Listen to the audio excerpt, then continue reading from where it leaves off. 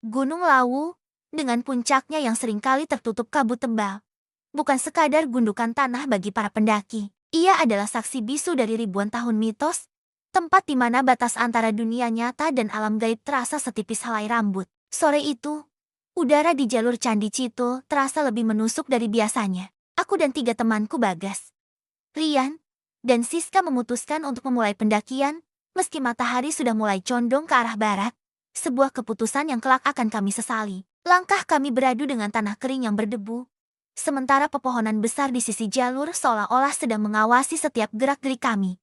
Heningnya hutan hanya dipecah oleh suara deru angin yang sesekali terdengar seperti bisikan parau yang memanggil nama kami satu persatu. Memasuki pos 1.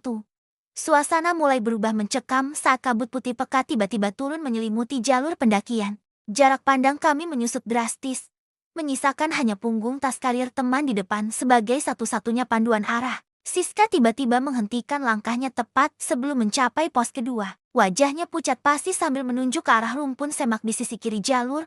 Namun saat kami menyorotkan senter, tidak ada apapun di sana selain bayangan ranting yang bergerak tertiup angin. Aku melihat ada orang mengenakan baju lurik sedang duduk bersila, bisik Siska dengan suara bergetar. Kami semua mencoba tenang dan menganggap itu hanyalah halusinasi akibat kelelahan.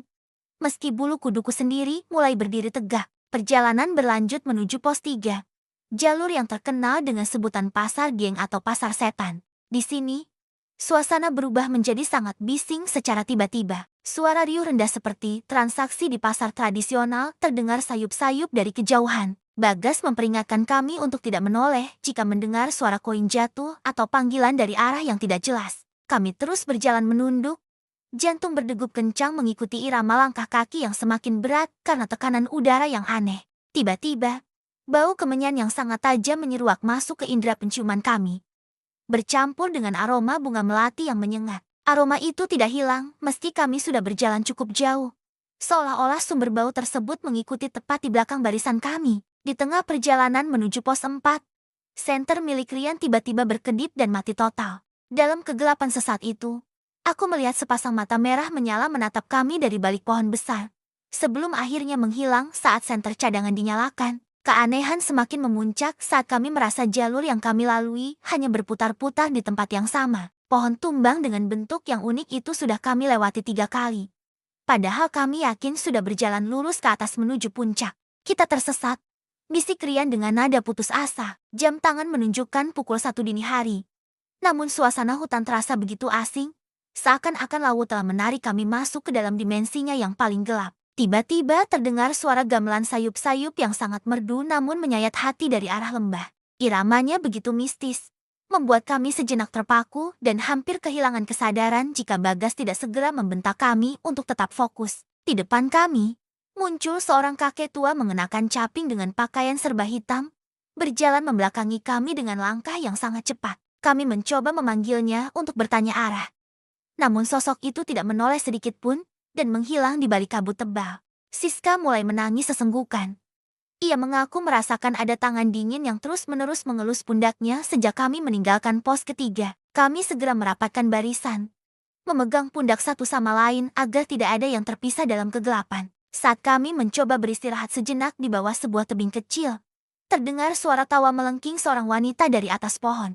Suara itu begitu dekat, seolah-olah sosok tersebut sedang bergelayutan tepat di atas kepala kami, menertawakan ketakutan kami. Kami segera mengemas barang dan berlari kecil menjauhi tempat itu tanpa memedulikan rasa lelah yang menghujam kaki. Jalur pendakian terasa semakin curam, dan tanah yang kami pijak seolah-olah berubah menjadi lembek seperti daging yang berdenyut. Akhirnya, samar-samar cahaya bulan mulai menembus kabut, memperlihatkan bayangan puncak Hargo Dumilah di kejauhan. Namun, di antara jalur yang kami lalui, berdiri sosok tinggi besar hitam legam yang menghalangi jalan, menatap kami dengan aura yang sangat mengancam. Kami semua terdiam membeku, tidak berani bergerak sedikit pun saat sosok itu perlahan-lahan mendekat. Bau busuk seperti bangkai yang sudah lama menyengat hidung kami, membuat perut mual dan kepala terasa sangat pusing. Tanpa diduga, seekor burung jalak laut tiba-tiba hinggap di sebuah batu di depan kami dan berkicau nyaring. Sosok hitam besar itu perlahan memudar dan menghilang begitu saja, seolah-olah tunduk pada kehadiran burung mungil yang dianggap sebagai penunjuk jalan tersebut. Kami mengikuti kemanapun jalak itu terbang rendah, melewati jalan-jalan sempit yang sebelumnya tidak terlihat oleh mata kami. Keanehan-keanehan yang tadi menghantui perlahan sirna seiring dengan semakin dekatnya kami dengan area yang lebih terbuka. Tepat saat fajar menyingsing di ufuk timur, kami akhirnya sampai di pelataran puncak dengan kondisi yang sangat berantakan. Matahari pagi yang hangat perlahan mengusir sisa-sisa kengerian malam tadi. Meski rasa trauma itu masih tertanam kuat di benak kami segera turun setelah memberikan penghormatan singkat. Kali ini melewati jalur yang benar dengan bantuan pendaki lain yang kami temui. Cerita tentang pasar setan dan sosok-sosok penjaga Lawu bukan lagi sekadar dongeng sebelum tidur bagi kami.